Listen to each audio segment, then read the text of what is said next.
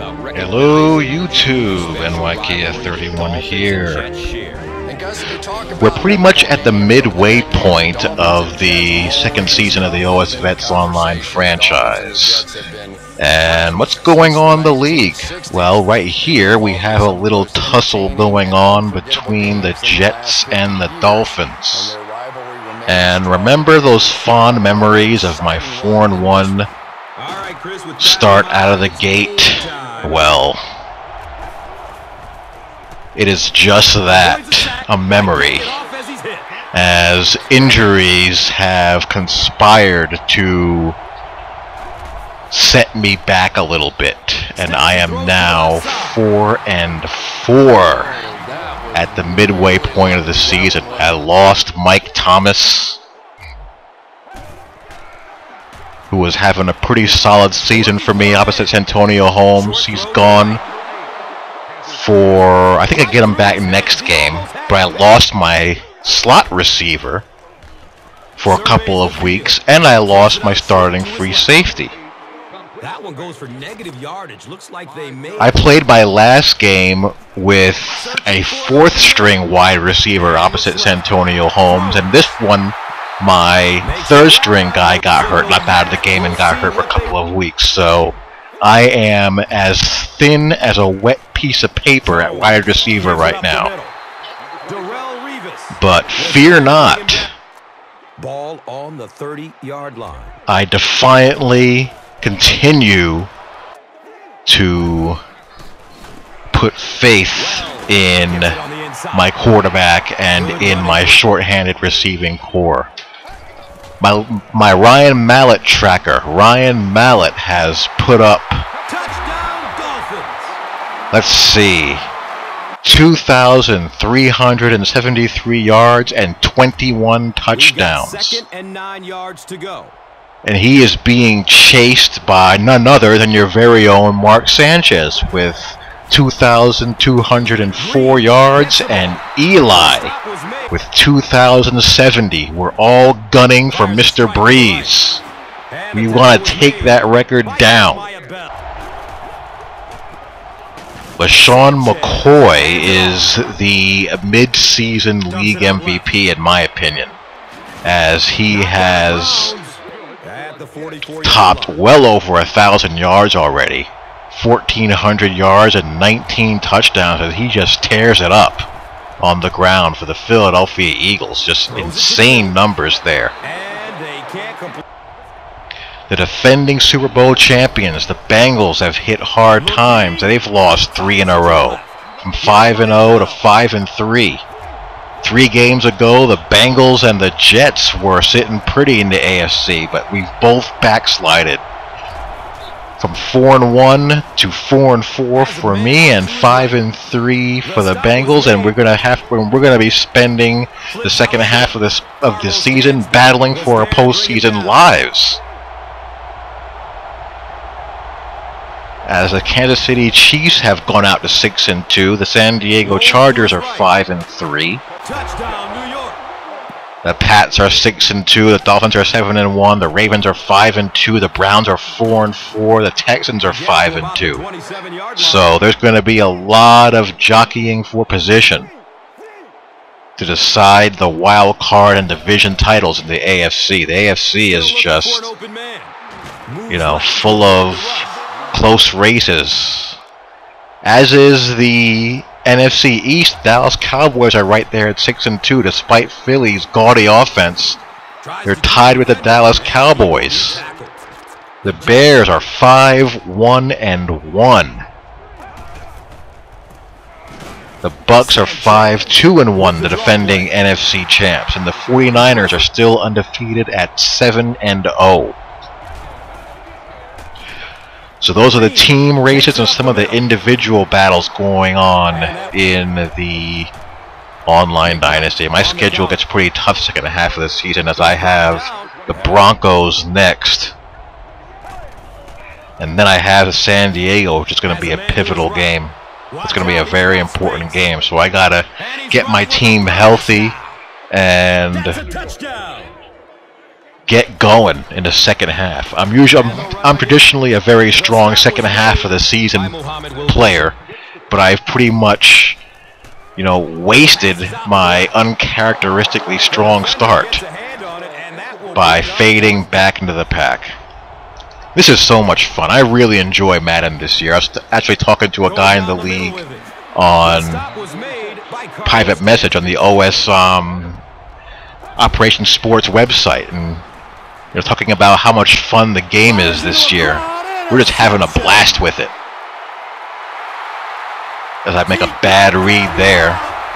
Like, this game was a lot of fun. This was a real back and forth tussle for about 3/4 of the game, and then it gets kind of crazy towards midway to the end of the fourth quarter. But as I was saying, just a lot of fun. This league is full of a great group of guys, and the game is just such a fun game to play. I figured I'm going to be playing this. I lasted about 3 seasons last year in this online franchise, and I think I'm going to be sticking with this bad boy, for at least that long, easily that long, and possibly well into the spring. Because I want to see how the players who I draft develop. I want to see if Sanchez continues to progress. And I want to see if I can, win a goddamn Super Bowl, get into the playoffs, and win some games. I've pretty much completely transformed the Jets' identity. I still have, lights out coverage at the corners, but I've pretty much transformed the team's play style into the Indianapolis Colts. I have a boatload of pass rushers. I got fast coverage linebackers, and I got great corners and coverage safeties. Zone and man, but I'm a little light in run support because I have, pass rush defensive linemen. I have some stout defensive tackles that I have on the bench I'm probably going to have to put in the starting lineup and then substitute as I get into my, passing situations. But, for the most part, I have a real, fast, athletic defense, but unfortunately the downside of that is that it can get muscled around a little bit, and that's what I've been facing the past couple of weeks. This guy likes to, his QB is pretty fast and pretty athletic. He's got an 87 speed, and one of my little Madden rules is not to get beat by a scrambling QB, ever, as far as letting a scrambling beat you.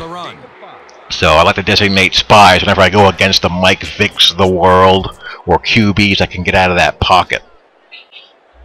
But unfortunately, that at times leaves you one defender short to defend the run. And occasionally someone can pop a big run in there. But what can you do? That's football. You have trade-offs. So I think I see the adjustments I have to make, both in my lineup and also the way I'm playing, and I think I can get it done. I mean, if I can make a run at the postseason and be alive going to the last 2 weeks of the season with a 1-6 start in Season 1, a 4-4 start should be a piece of cake. That's my logic anyway, and I'm sticking to it. So that is the going-ons in the league. And I'll let this bad boy run for the rest of the game so you can see how I blow this one. This is the middle game in a 3-game losing streak. And I hope you guys enjoy, and I'll talk to you all later. Peace. Everything seemed to work perfectly on that one. And that's a pattern that this team likes to run. You know they've been studying that all week on film, and yet they still can't stop it. Hit and drop behind the line. You can draw up any sort of protection scheme and blocking scheme that you want. But ultimately, this game comes down to one big man against another big man, and that time the defense's big men, they won the battle. They can't hook up on that pass. Now the offense will be facing 3rd down.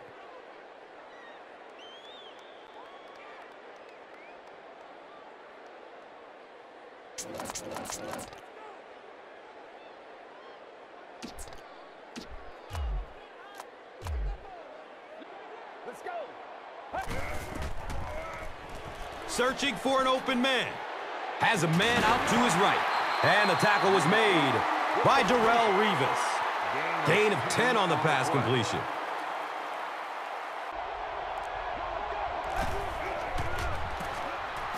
Sanchez hands it off.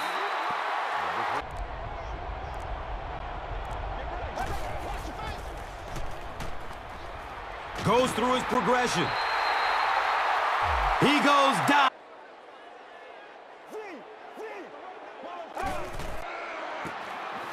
On the ground, up the middle. He's tapped.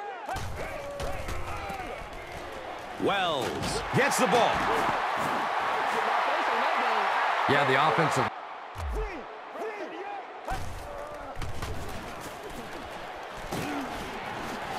And the tackle was made by Jim Leonard. Still looking for an open man. Moves left to avoid the rush. Calvin Pace was there to bring him down. The ball carrier on.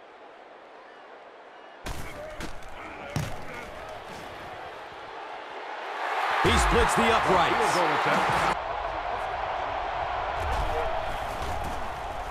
Hands it off. And when your defensive line can... He's searching for a receiver. And the tackle was made by David Hack. He'll get it again. At the 30. To the 10. He powers into the end zone for a touchdown. Passes it deep on the left side. Picked off.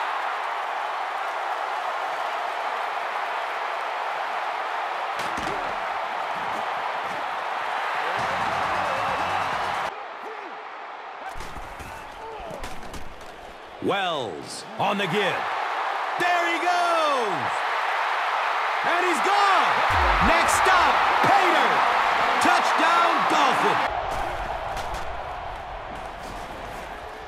Has a man out to his right.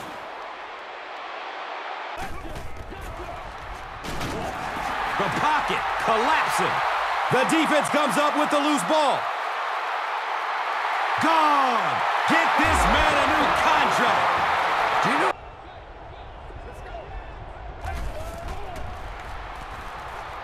Looking.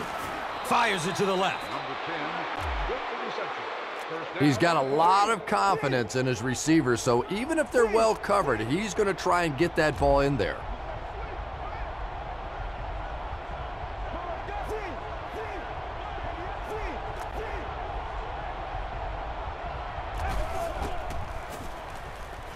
He's going deep with it. Big yardage on the catch, and they'll push him out of bounds. Passes it over the middle of the field. He's got it! Touchdown!